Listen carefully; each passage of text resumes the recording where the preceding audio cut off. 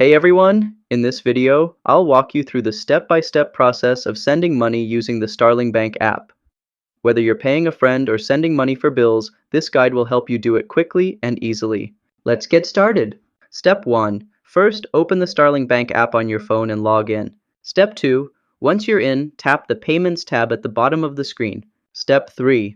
Now tap on Add a Payee to enter the details of the person you're sending money to. Step 4. Fill in the first name and last name, then tap Next. Step 5. Choose the recipient's account country, then click Create Account. The app will process the information. Step 6. Once it's processed, tap Save to store the payee for future use. Step 7.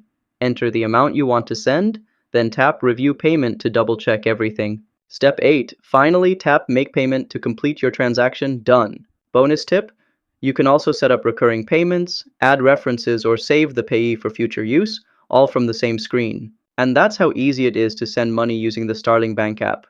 If this guide helped you out, give it a thumbs up and don't forget to subscribe to How to Tutor for more quick tutorials. See you next time!